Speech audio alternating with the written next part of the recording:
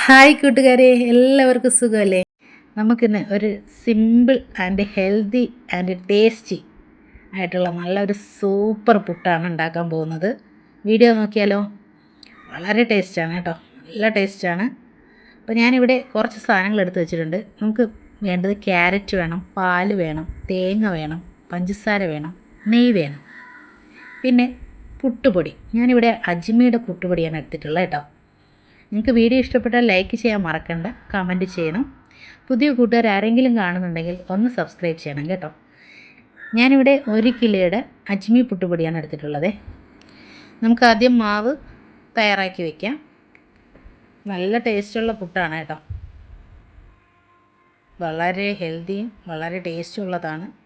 പിന്നെ അജ്മിയുടെ പൊടിയാകുമ്പോഴത്തേക്കും നല്ല സോഫ്റ്റും കൂടെയാണല്ലോ. അപ്പോൾ നമുക്ക് എങ്ങനെ തയ്യാറാക്കുന്നതെന്ന് ഒന്ന് നോക്കാം. ഞാൻ ഈ ബൗളിലേക്ക് 2 ബൗൾ മാവ് ചേർത്ത് കൊടുക്കുന്നുണ്ട് കേട്ടോ.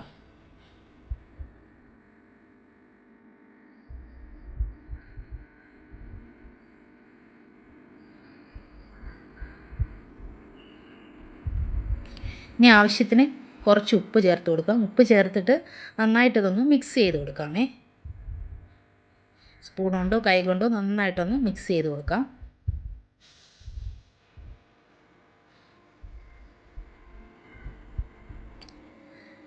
ഇതേ ബൗളിൽ തന്നെ ഞാൻ 1 ബൗൾ പാലാണ് എടുത്തിട്ടുള്ളത് കേട്ടോ.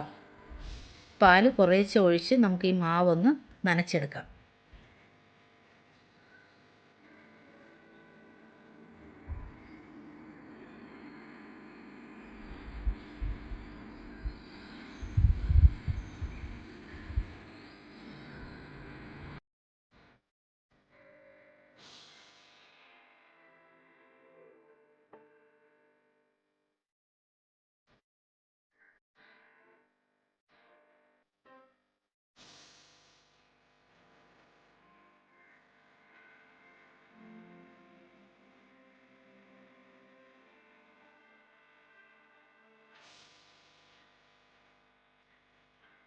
നമുക്കിതിനി കുറച്ച് സമയം ഒന്ന് അടച്ച് വയ്ക്കാം കേട്ടോ.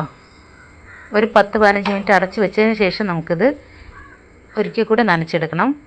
അപ്പോൾ അതിന് മുമ്പ് നമുക്ക് ഈ ബാക്കി സാധനങ്ങൾ ചേർത്ത് കൊടുക്കാമേ. ഇത് നമ്മൾ നനച്ച് വെക്കുമ്പോഴത്തേക്കും നന്നായിട്ട് കട്ട പിടിക്കും. കുഴപ്പമില്ല, നമ്മൾ ഇതൊന്ന് കട്ട ഉടച്ച് മാറ്റിയാൽ മാത്രം മതി.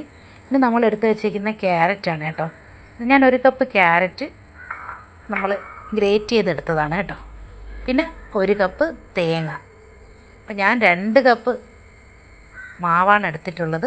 അപ്പോൾ അതിന് 1 കപ്പ് തേങ്ങ, 1 കപ്പ് ക്യാരറ്റ്, പിന്നെ ഞാനൊരു 1/4 കപ്പ് പഞ്ചസാര ചേർത്ത് കൊടുക്കുന്നുണ്ട്.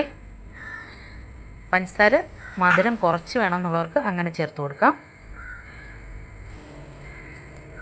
പിന്നെ 1 സ്പൂൺ നെയ്യ് ചേർത്ത് കൊടുക്കാം.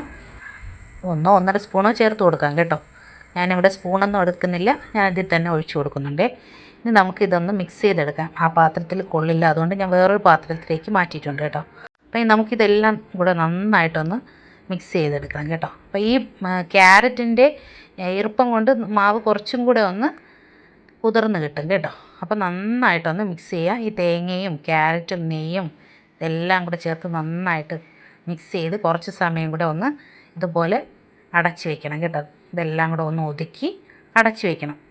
ഒരു 10-15 മിനിറ്റ് വരെ ഒന്ന് അടച്ച് വെച്ചതിന് ശേഷം നമുക്ക് വീണ്ടും ഒന്ന് തുറന്ന് നന്നായിട്ടൊന്ന് ഇളക്കി കൊടുക്കാമേ. ഇതുപോലെ ഒരു സ്പൂൺ വെച്ച് ഇളക്കി എടുത്തതിന് ശേഷം നമുക്ക് പുട്ടിൻ്റെ നമ്മുടെ കുറ്റിയിലേക്ക് കുറച്ച് തേങ്ങ ഇട്ട് കൊടുത്തിട്ട് നമ്മൾ സാധാരണ പുട്ട് എങ്ങനെയാണ് നമ്മൾ കുറ്റിയിൽ പുട്ട് മാവ് നിറച്ച് തേങ്ങയൊക്കെ ഇട്ട് നമ്മൾ പുട്ടുകുടത്തിൽ വെള്ളമൊക്കെ തിളച്ച് വരുമ്പോഴത്തേക്കും ഇതങ്ങോട്ട് വെച്ച് കൊടുക്കുക.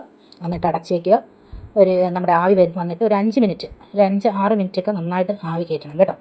ഇത് നമ്മുടെ ആ ക്യാരറ്റൊക്കെ ഒന്ന് ആവി കയറി വരുള്ളൂ. അപ്പോൾ നമ്മുടെ ഇതേ പുട്ട് ഇവിടെ തയ്യാറായിരിക്കുന്ന നല്ല അടിപൊളി പുട്ടാണ് കേട്ടോ.